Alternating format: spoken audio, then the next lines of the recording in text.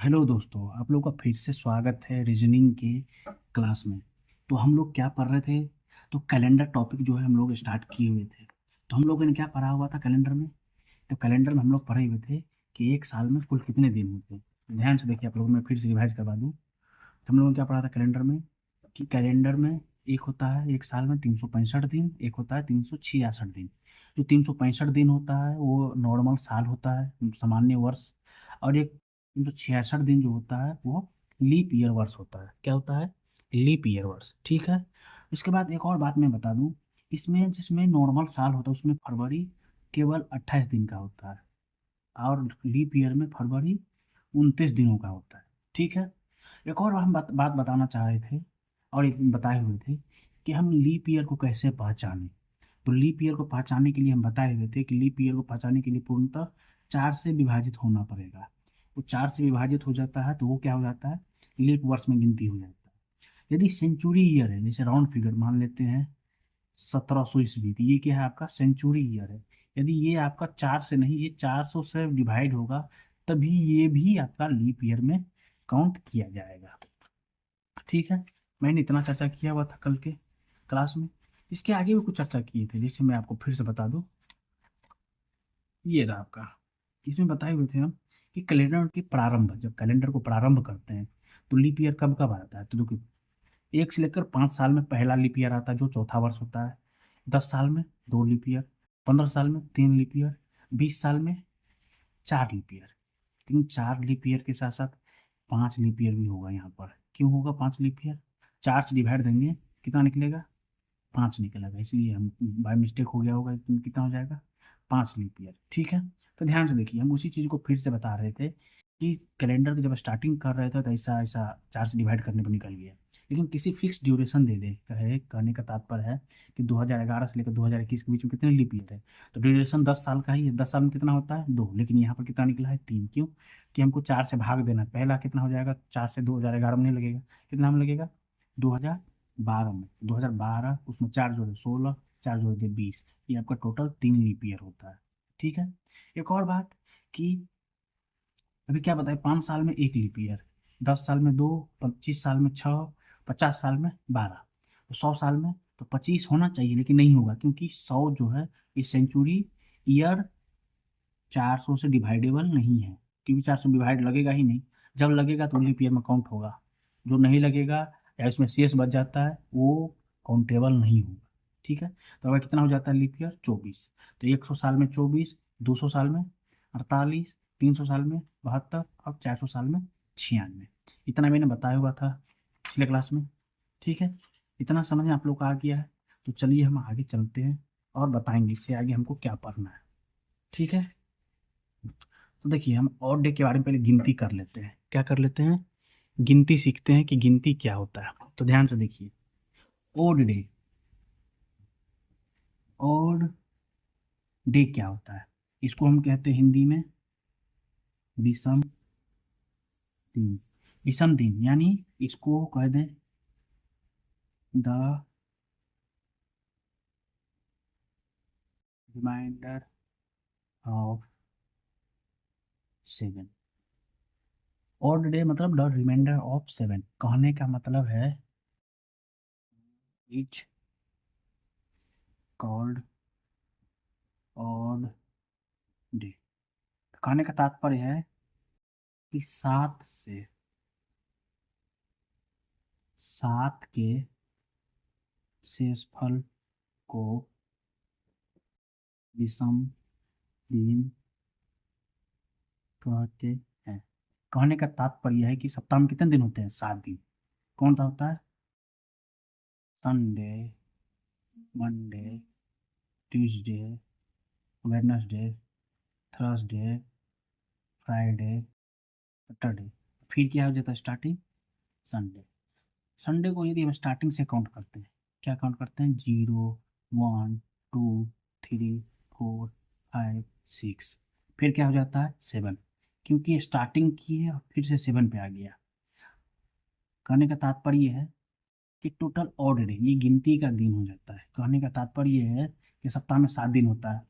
यदि 8वां दिन की बात करें तो वही दिन फिर से काउंट हो जाता है। जैसे देखिए 1 2 3 4 5 6 7, ये 7 दिन यहाँ से यहाँ तक हो गया, 0 से लेकर 6 तक आपका 7 दिन है।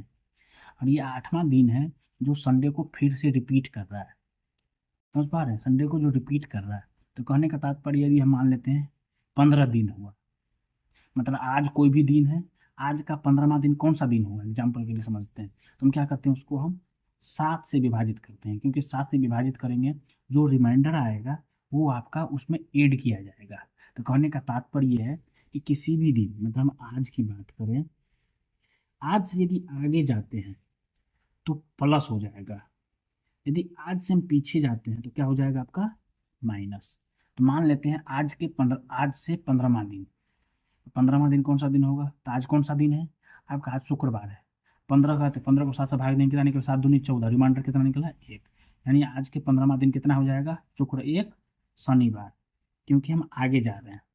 ठीक है, यदि हम तारीख की बात करें तो आज कितना तारीख है आपका, तो आज हो गया आप लोग का 12 तारीख।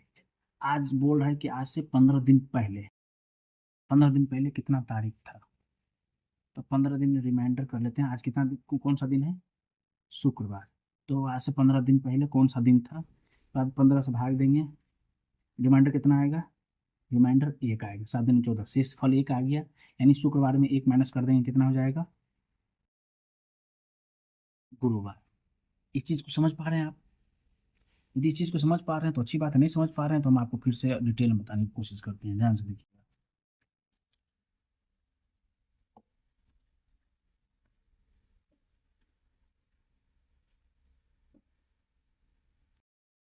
मान लेते हैं हम कोई भी दिन दे देते हैं, एग्जाम्पल के लिए टोटल दिन दे रहे हैं, इसमें आपको ओड डिफाइन करना, यानी विषम दिन।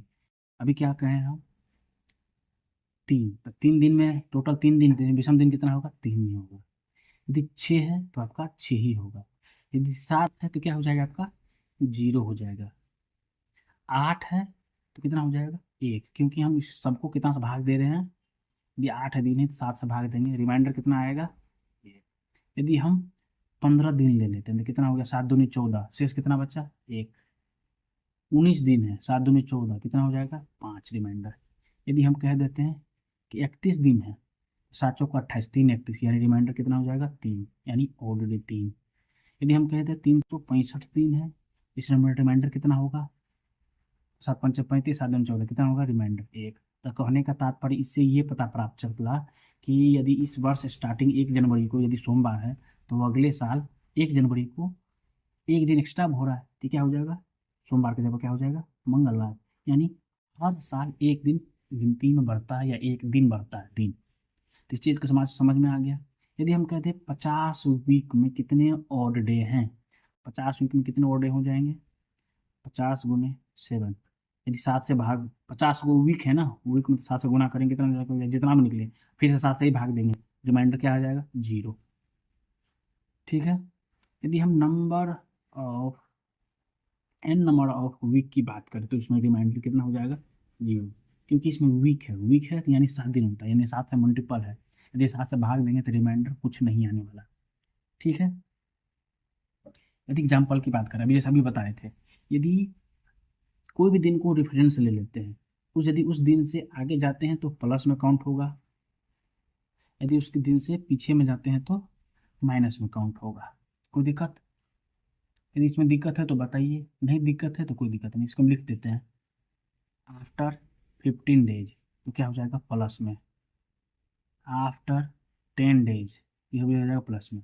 यदि हम यही कह दें बिफोर 15 डेज, क्या हो जाएगा माइनस में, 15 में प्लस, इतना में 3, इसमें माइनस, बिफोर 10 डेज कितना हो जाएगा -3।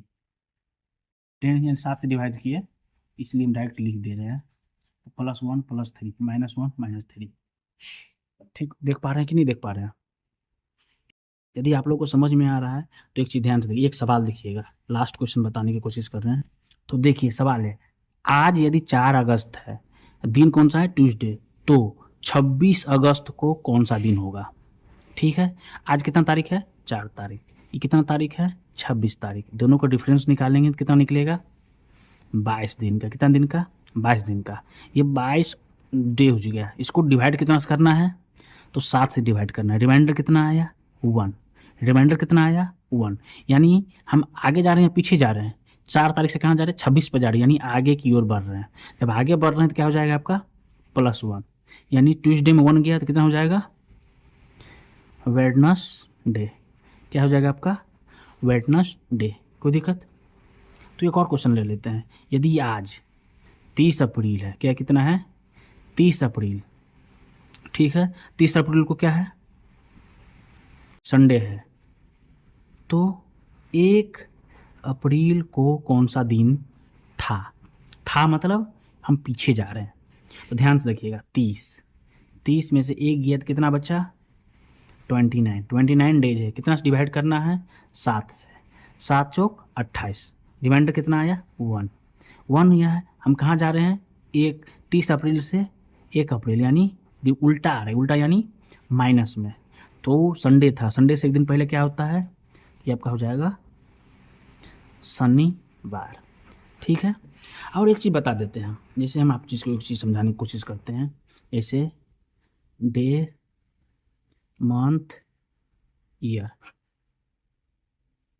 तो इसमें देखिए आपको क्वेश्चन पूछा जाता है, कभी दिन देगा दिन बताने के लिए, कभी मंथ बताने के लिए पूछेगा, मंथ में कितना दिन है तो उसका दिन बताना है। यदि आपको ईयर दिया रहेगा, डेट मंथ दिया रहेगा, आपको बताएगा उस दिन कौन सा दिन है। इसमें लगभग 4-5 तरह के क्वेश्चन पूछे जाते हैं, जो आपको हम आसानी रूप से समझाने की कोशिश करेंगे।